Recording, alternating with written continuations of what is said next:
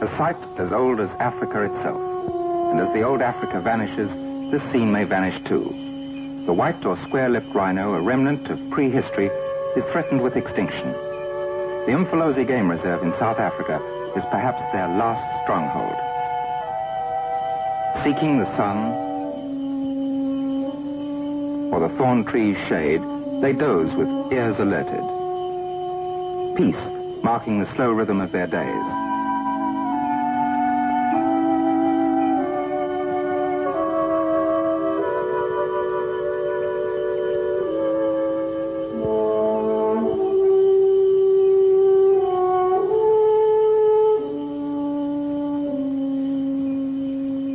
Their lives revolve round the waterhole and a bit of country they've made their own.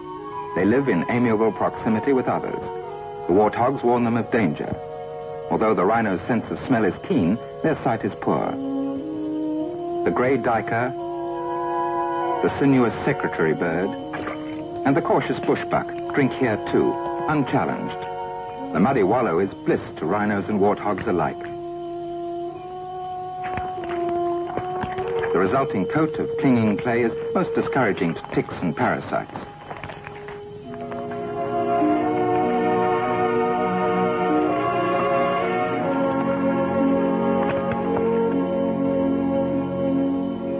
This then is the life of the white rhino, a timid, vulnerable creature of danger to none, which cannot exist in today's Africa without man's energetic protection.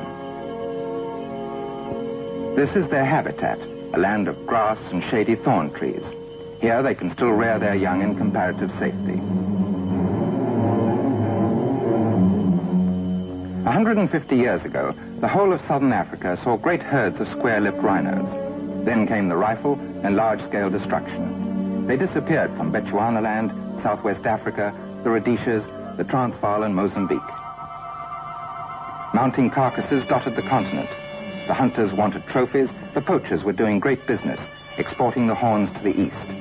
And the vultures were hard put to keep pace in their scavenging.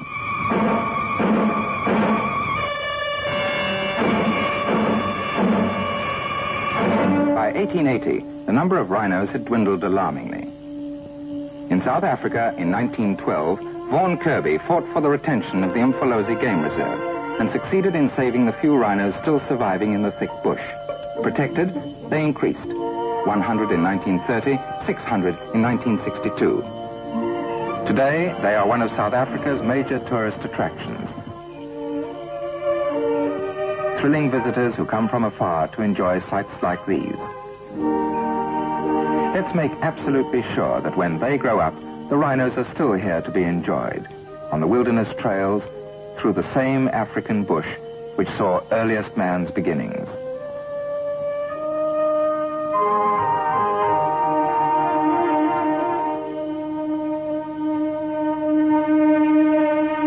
But there are problems. Again, the rhinos are threatened. On empty hillsides inside the western borders of the reserve, huts appeared, and fields of mealies.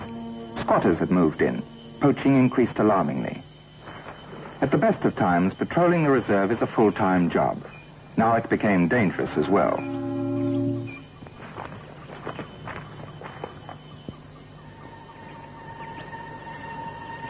This was full-scale marauding by poachers well armed and organized.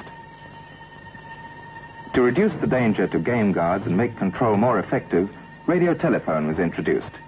During emergencies, headquarters at Mpila Camp stayed on the air 24 hours a day.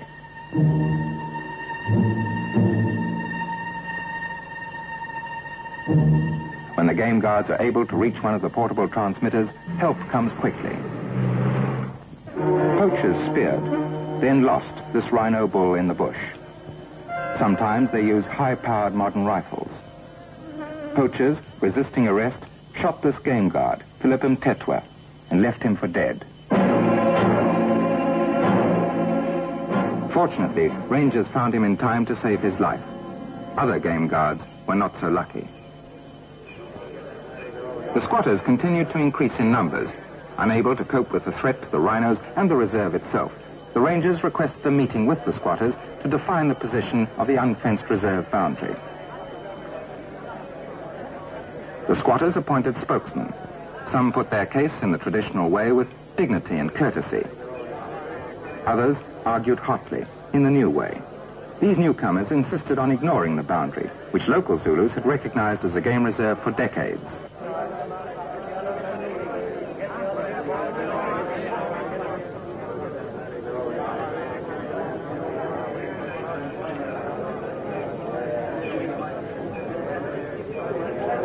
Finally, an offer was made to the squatters of land away from the game reserve with free transportation of household possessions and cattle.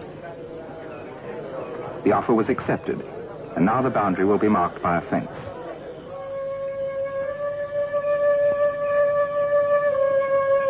There is a further problem. On the other side of the reserve, to the east, across the Black Umfolozi River, is a stretch of lovely country rich in game.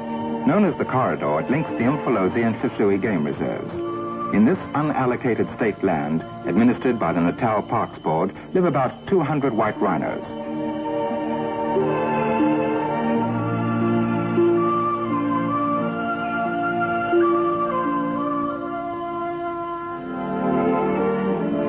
But the demands on this land are many, and so the future of the corridor as an area for game and the future of the rhinos in it is uncertain. Game conservationists would like to see the two reserves joined permanently into a more easily managed ecological unit. Then the rhino would be safe, and Natal would have a larger reserve to develop as a tourist attraction. But in size, still only 1/24th of the famous Kruger National Park. With the survival of the square-lipped rhinos at stake, the Natal Parks Board met in Pietermaritzburg to take a decisive step. The next item on the agenda, sir, is one which I consider to be of extreme importance, not only to our country, but also to game conservation in Africa generally. It concerns our square-lipped rhinoceroses in and around the Umfolozi Game Reserve. Although numbering nearly 600, this valuable local population is the last of its kind, and I am far from happy about their future. In fact, I'm deeply concerned about the need to reduce the present number of rhinos, and I'm confident that to do so now has become imperative. I say this primarily because increased bounty population pressures on the borders of the reserve have severely restricted the habitat of the rhinos.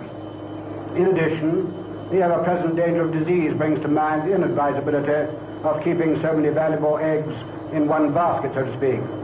I ask that members will authorize me forthwith to move not less than 100 rhinos, not only to areas in southern Africa, but also to selected zoological gardens overseas where they may be bred in captivity. Well, gentlemen, I think we can all agree to the plan that the director has put before us for the wider distribution. 100 rhinos had to be moved. But how? To Umfolozi, the board invited the man with the answer, Dr. A.M. Harthorn, a scientist whose work in East Africa, immobilizing animals with drugs, has created world interest. Dr. Harthorn set to work to find a drug combination which would be safe to use on the delicate white rhino. Injecting the mixture is another tricky problem, ingeniously solved in the Palmer capture gun, which uses compressed gas to fire the drug-loaded dart syringe. On impact, a chemically activated plunger in the dart neatly completes the injection.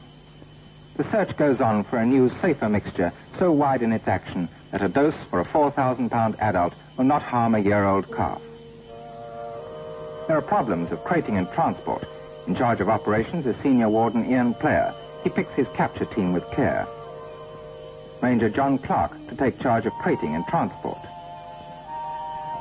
Ranger Owen Letley to follow the darted rhinos on horseback. Senior Ranger Nick Steele, in addition to riding, will tend the drugged animals. Chief Game Guard Makubu is the tracker. He has 40 years' intimate knowledge of the reserve. It's a tragedy that while Africa's large animals were slaughtered in their millions, man learned so little about them. Drug immobilization presents opportunities to study and preserve the precious wildlife which remains. Will it work? A question uppermost in everybody's mind. Dr. Harthorn has found that drugs which immobilize elephants and black rhino adversely affect the white rhino. Tension mounts as the dart is filled with the costly drugs. 3 basic ingredients make up the injection. The first is an opiate, which will cause the animal to lie down. The second, an amnesiac, which will blank out the memory of capture. and the third a tranquilizer. This combination will ensure that the animal will not panic, feel fear, or suffer in any way.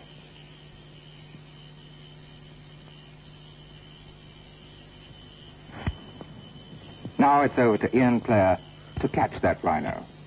Makubu has spotted a maturing calf old enough to be separated from its mother. Carefully noting wind direction, the team starts the stalking.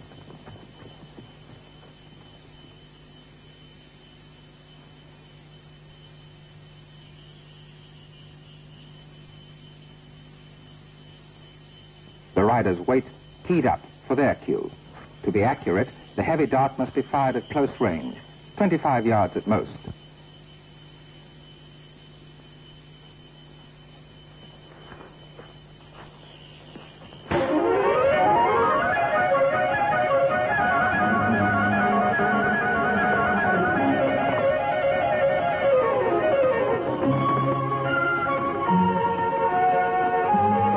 Must keep the darted rhino in sight without exciting it any further.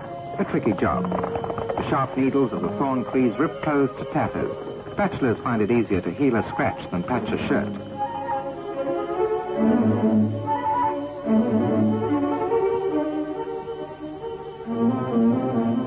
The drugs start to take effect after about 20 minutes. The calf is slowing down. No mistake, it's drowsy.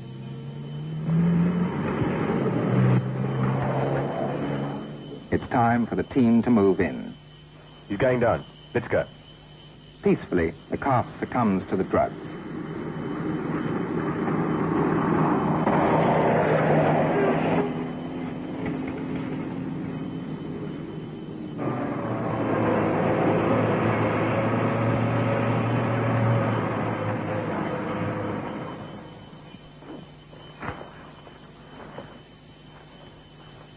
The antidote which cancels out the effect of the opiate is injected.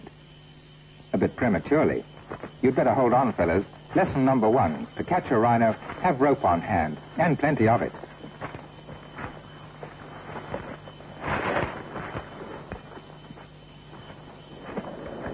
The truck with the heavy crate is backed into place.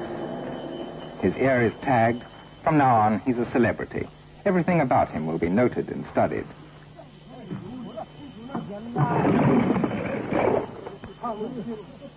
It's remarkable.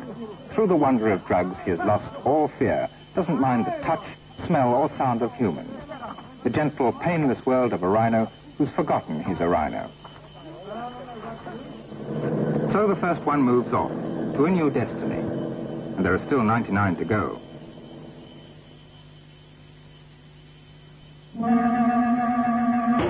Got him. Go.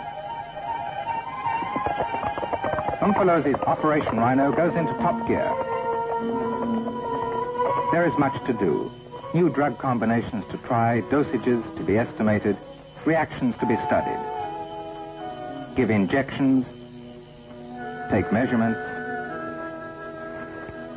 minutely record everything, for it will be of the greatest value for the future.